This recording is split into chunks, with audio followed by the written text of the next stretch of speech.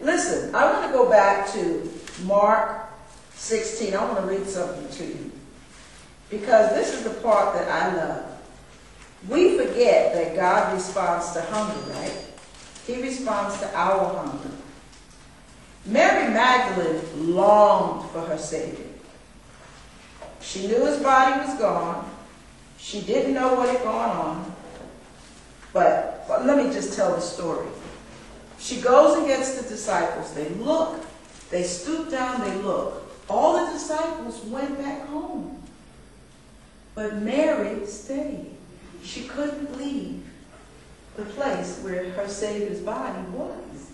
But now it was not. So she didn't know what had happened. And she cried and cried, wondering where did it. She looked down again, and she saw the angel. But then, when she left, she saw this gardener. And she goes up to him, Lord, can you please tell me where they lay my Lord? And he looked at her, and he didn't open her eyes. It was Jesus.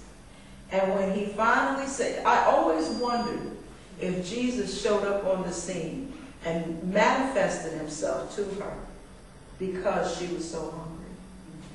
All the other disciples went back home when they saw whoever came with her left. Like Peter, he left. She would not leave.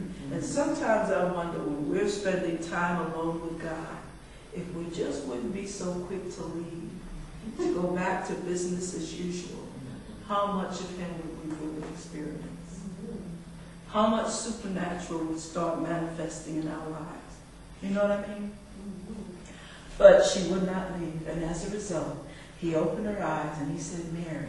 And she said, oh, my Lord. And she said this foreign word, oh, my Lord. And so then he gave her instruction. But I love the story, because sometimes when we think it's over, it's hopeless, there's just no way that there's a solution, he already knew the solution. The plan was laid from the beginning.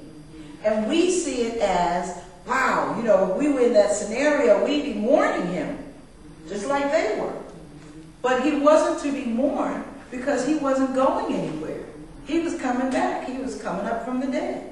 It wasn't the end of the story. It was the beginning of a new story, a whole new chapter.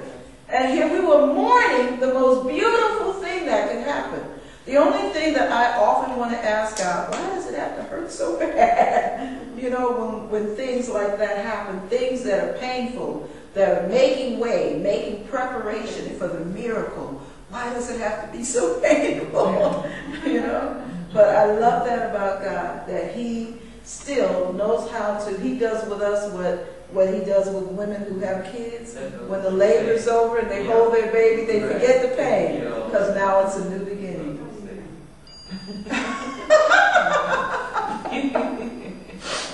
I love that. But that's what I love about Jesus Christ, is that when he came on the scene, he didn't come to condemn. He was condemned. That's the thing. He knew what punishment we deserved, and he took it all. Now, don't ask me, you guys, because I want y'all to lie up in church. Would any of you, or would any of me, be willing to give up our lives? We see a cop beating it. Remember Rodney King? If we saw a cop beating Rodney King, would any of us say, no, beat me instead? I don't think so. No. But they beat him. And they beat him. When you think of the kind of misery he suffered, and he suffered it because of his phenomenal love. That love, just like a woman will if his mother were there, she might have done it. She might have jumped in between the blows to protect her son and taken him on her back, because that's her baby. Mothers have similar love, but not to the same extent. You hear me? She might have run with the gun came out. You never know. But the love that God has for us, what I want to challenge us, myself too, we're all in this, is can we give God more? Can we commit more to him? What if he decided on the day he was to be crucified, the night before, that he wanted to go to the movies?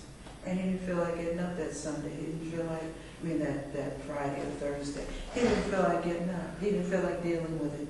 He'll deal with it next week.